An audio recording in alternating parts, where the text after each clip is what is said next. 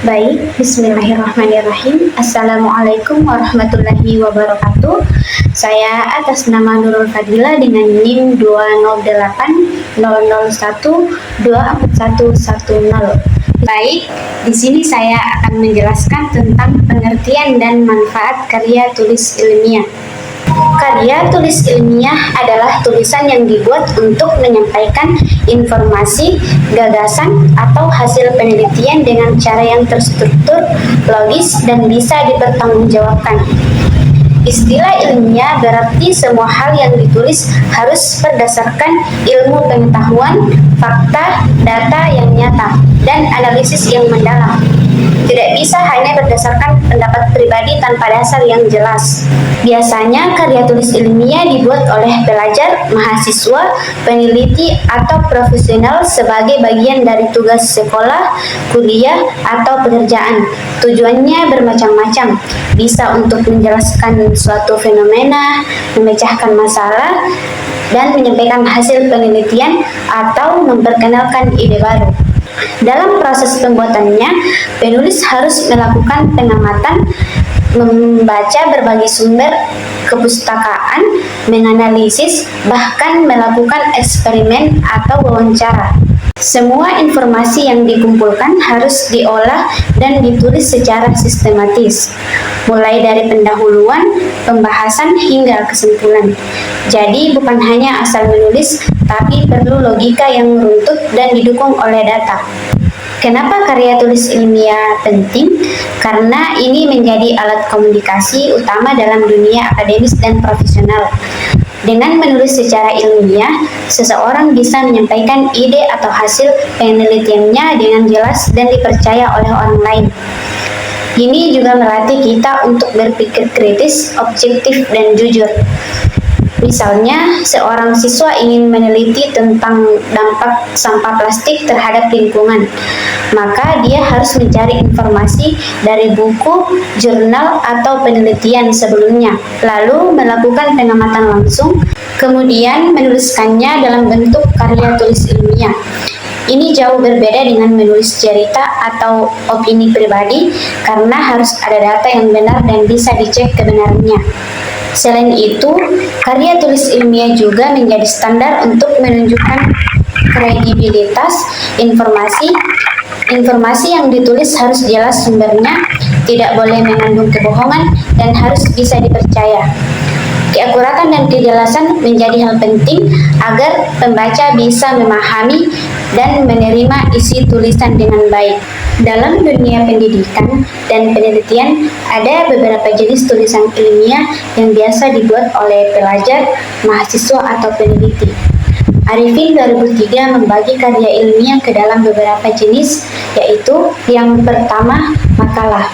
Makalah adalah tulisan ilmiah yang membahas suatu topik atau masalah dengan berdasarkan pada data nyata yang dikumpulkan dari lapangan. Tujuan dari makalah biasanya untuk dibacakan di depan umum, misalnya saat presentasi atau seminar.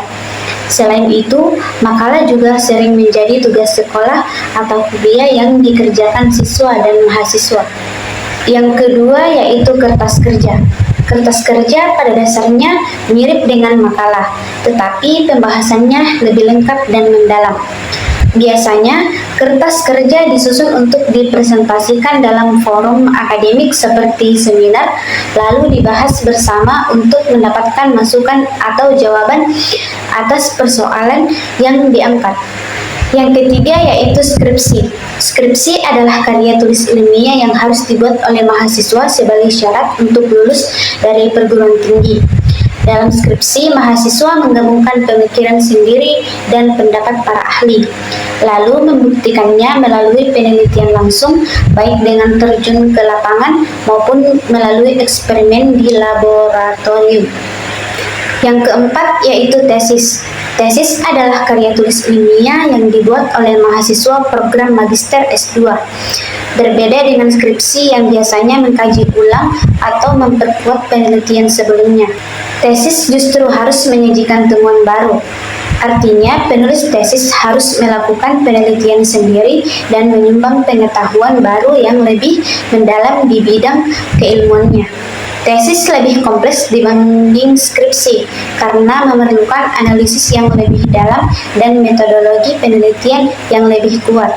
Dan yang kelima yaitu disertasi. Disertasi adalah karya ilmiah yang lebih tinggi tingkatannya, disusun oleh mahasiswa program Dr. S3 sebagai syarat utama untuk memperoleh gelar doktor. Dalam disertasi, penulis mengajukan gagasan atau teori, dalil baru, lalu membuktikannya melalui penelitian secara sistematis. Disertasi bukan sekadar meneliti ulang, tetapi harus memberikan kontribusi besar terhadap pengembangan ilmu pengetahuan di bidang tertentu. Menulis karya tulis ilmiah ternyata bukan cuma sekadar tugas kuliah atau syarat tulis saja. Kegiatan ini punya banyak manfaat, baik bagi diri sendiri maupun bagi perkembangan ilmu pengetahuan. Pertama, menulis karya tulis ilmiah melatih kita menjadi pembaca yang lebih teliti dan efektif. Kita jadi terbiasa memilih informasi yang penting, membandingkan dari berbagai sumber, dan tidak asal percaya tanpa bukti. Kedua, kegiatan ini memperkenalkan kita pada dunia kepustakaan dan riset. Kita jadi akrab dengan buku, jurnal, dan referensi lainnya yang mendukung penulisan ilmiah. Yang ketiga, penulisan karya tulis ilmiah membantu kita berpikir secara runtut dan logis. Kita dilatih untuk menyusun data dan informasi secara terstruktur, mulai dari latar belakang, rumusan masalah, hingga kesimpulan. Dan yang keempat, dengan menulis karya tulis ilmiah, kita belajar menggabungkan berbagai informasi dari banyak sumber, lalu menyusunnya menjadi sebuah tulisan utuh yang masuk akal dan bermanfaat. Dan yang kelima, karya tulis ilmiah bisa dijadikan referensi oleh peneliti lain di masa depan. Artinya, tulisan kita berpeluang memberi kontribusi dalam dunia akademik dan bisa jadi pijakan bagi penelitian berikutnya. Dan yang paling penting, menulis karya tulis ilmiah memberi rasa puas secara intelektual, ada kebanggaan tersendiri ketika kita bisa menyampaikan ide temuan dengan cara yang baik dan benar. Mungkin sekian dari saya, kurang dan lebihnya mohon dimaafkan. Wassalamualaikum warahmatullahi wabarakatuh.